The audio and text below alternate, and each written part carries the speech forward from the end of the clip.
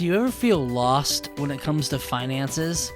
We're going to talk about what the Bible has to say about your money in today's episode of Proverbs 120 Media. Welcome back to Proverbs 120 Media. I'm your host, Curtis, and today I've got a friend with me, and his name is Nate Skelly. Nate, introduce yourself to everyone watching today. Well, hey, everybody. Yeah, thanks so much for asking me to be on the podcast, Kurt. So my name's Nate Skelly. I live here in the Tampa, Florida area. I am a financial planner. I own Financial Pathway, and so I do financial planning and investment management. That's my 9 to 5. We recently moved down here to the Tampa area from Pensacola, Florida. So if you're familiar with the geography of Florida, Pensacola is the Panhandle. It is basically Alabama. We moved down here to the real Florida in Tampa.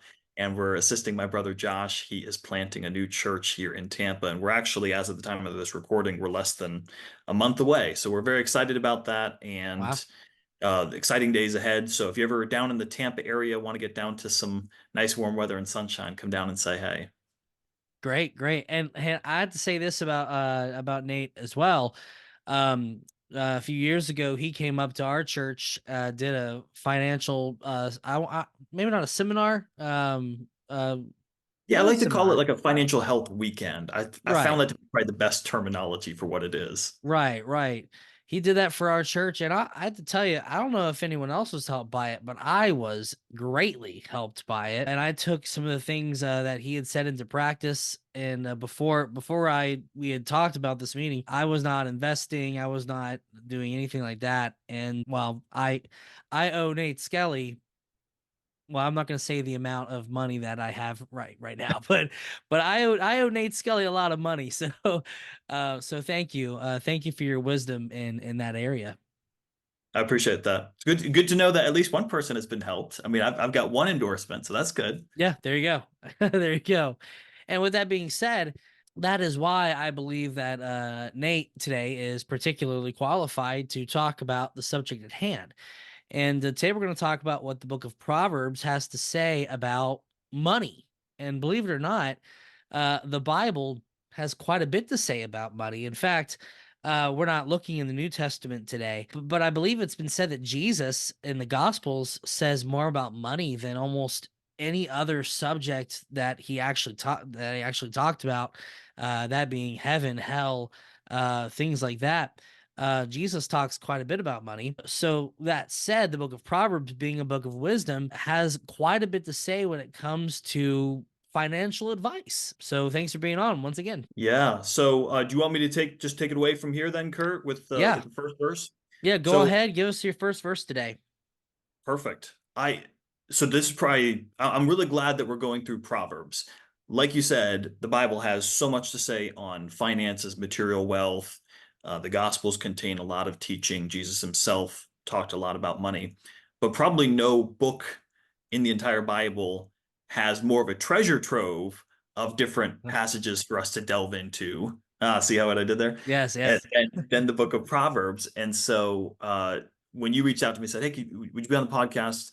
We want to talk about financial principles from Proverbs." I said, "Oh man, I mean, there's so much. It's going to be tough to kind of narrow it down." Right. So you've asked me to pick 3 verses, and so I've got my three, and I'll jump into the first one now. Proverbs 21 verse 5 says, "The thoughts of the diligent tend only to plenteousness, but of everyone that is hasty, only to want."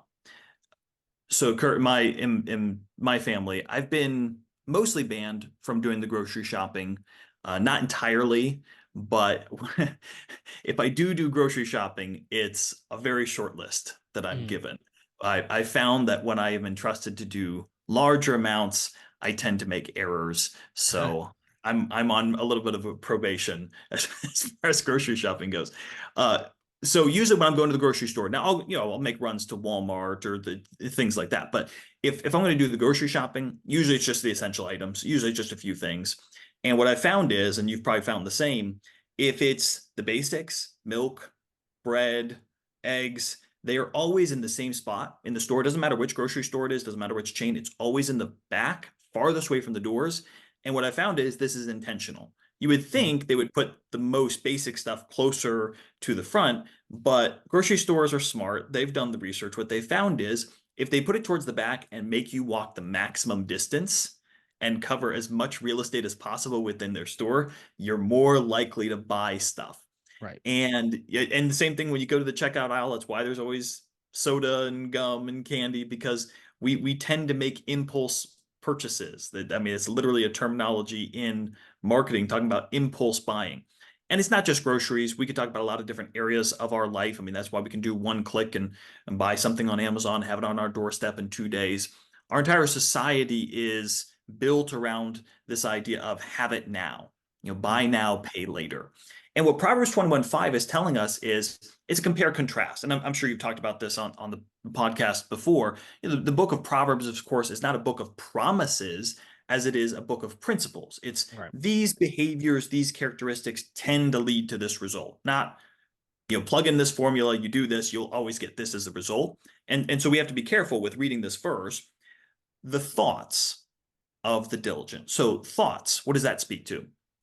Planning, foresight, intentionality. The thoughts of the diligent. A diligent person would be somebody who would be hardworking, somebody who is responsible. So when you combine planning and preparation Mm. with hard work and competence, where does that usually result? That usually results in wealth and plenteousness. Right. So somebody that's got the right mentality, they're planning, they're preparing ahead of time, they're working hard, they're doing what they need to do and being responsible, that tends to lead towards wealth. But then, of course, the flip side. Well, actually, before I go there, I think it's important that we point this out. There's two components to this. What tends to lead to wealth? Planning and diligence. A lot of people have one, but not the other, Mhm. right? There's plenty of people that got the planning part.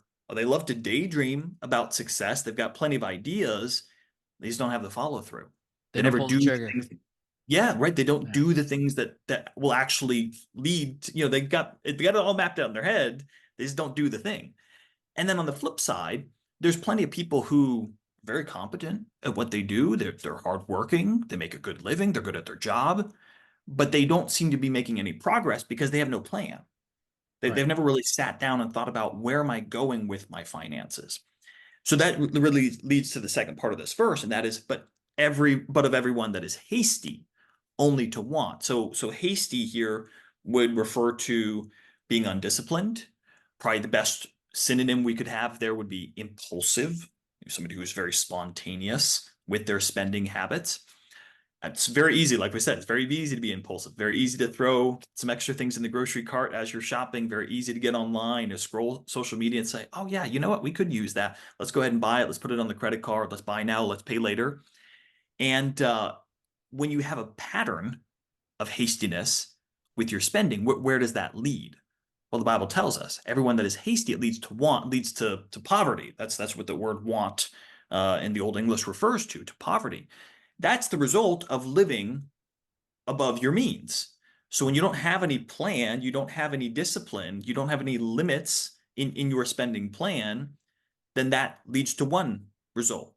So hard work and planning leads to a good result. Hastiness, lack of discipline leads to another result. And before I turn it over to you for the next verse, I just think it's important for us to remember it's a principle. It's not saying that if you do these things, you'll always be wealthy, or if you do this, you'll always be poor. But also on the flip side, let's remember that just because somebody is wealthy or somebody is poor, that doesn't also necessarily mean that we can just back that up and say, oh, that person's rich because they're hard, they work hard and they're disciplined and they plan ahead. Maybe. And Sure. conversely, just because somebody's poor, that doesn't mean, oh, you must have, overspent. You must have no discipline. So every case is its own thing. But what the Bible again is saying is these types of behaviors, these types of characteristics very often lead to this result. Right. Right. Two thoughts. I was thinking about that when you're saying that is very few people become rich by accident, right? And Yes. like you said, very few. There are some that do.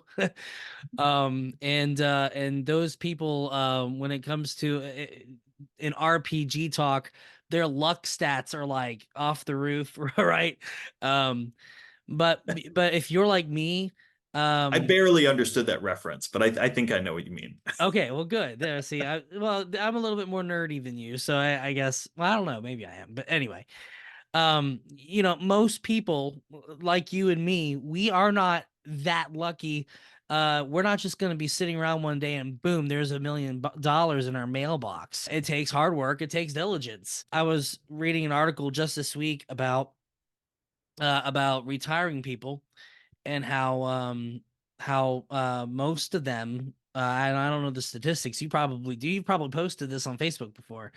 How most of them are living only off of Social Security, and which, goodness, that barely gives anything, and it takes years. And this was kind of what I saw when you came.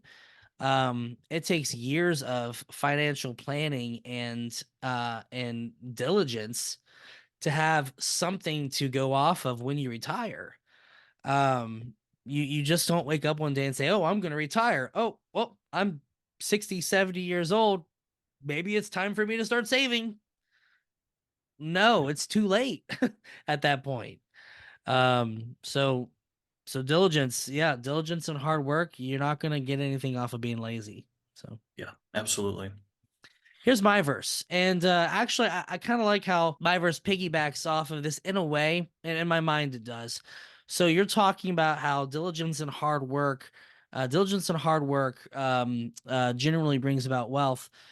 Uh, my verse is a reminder when it comes to wealth, and that's Proverbs 16:16.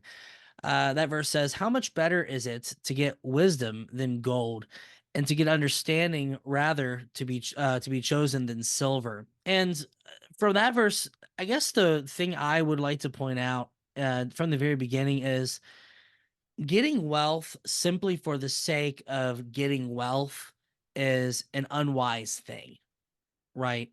It makes me think about Ebenezer Scrooge. My kids have been listening. They have this little thing called a Yoto that they listen to stories on. It's really cool.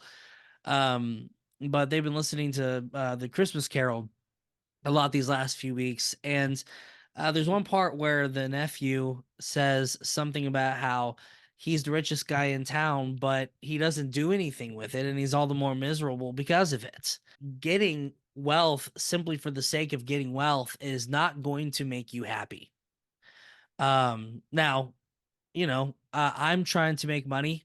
Me and my family, we are hustling. We've taken on extra jobs. We're doing all these different things because, we want to buy some land someday. We want to have some property. We have an end goal in mind. I'm saving some money aside so that I can retire happily. There's nothing wrong with getting money, and there's nothing wrong with trying to build up your wealth. Money is not the root of all evil. The love of money is the root of all evil. And then additionally, the verse says, "What's better than getting gold? What's better than getting silver?" Well, the whole point of this channel is wisdom. So remember, we need to have our priorities straight here. The gaining of finances, the gaining of money is not a bad thing. It's a good thing. However, wisdom is more important than that. So perspective is something I wanted to bring up in that. Do you have anything to say about that verse? Yeah, I love that. You're right. Building wealth's not a bad thing, but it should not be our goal. And the Proverbs and the entire Bible creates this beautiful tension between some of these principles about how it's wise to save and prepare for the future and to be diligent with your finances. But if that's what your life is about, then you're a fool, right? Right. So it's this thing of what is it for? And I think you put it very well. There has to be a purpose, and kind of drawing that comparison between the Scrooge and somebody who's, hey, we have an end goal in mind. We're trying to buy property and buy land so that we can enjoy that as a family. We can grow together. Like that's where the joy and the satisfaction comes when there is a greater reason behind, Yeah. what that building wealth is for. I've seen some different survey results where they ask type different questions to different age group, or the same question, I should say, to different age groups as far as what do you want in life. And it's amazing how the answers skew based on age. Younger people want more money, they want more wealth, they want a bigger house, they want a nicer car, they want a better job, a better income. And what do people in their retirement age always want? They don't want those things. They don't care about houses. They don't care about jobs. They don't care about salaries. They care about time. They care about family. They care about travel experiences. And it's Right. amazing because we see this over and over again. Wisdom comes with time. And unfortunately, there's very, very few shortcuts to having that perspective that comes later on in life. So as much as we can delve into the Word of God and to Scripture and understand where wisdom comes from, the better off and more happy we'll be in our younger age, which is what you and I are, Kurt. We're very, very young. And welcome to the Proverbs 120 media channel, where we talk about all this stuff. You said there's very few shortcuts. Watch this channel. This is a shortcut. Like, subscribe. Anyway, keep going. That was good. All right. I like how you inserted that plug there. This is part 1 of a 2-part episode. Join us next week for part 2, but in the meantime, watch one of these other videos.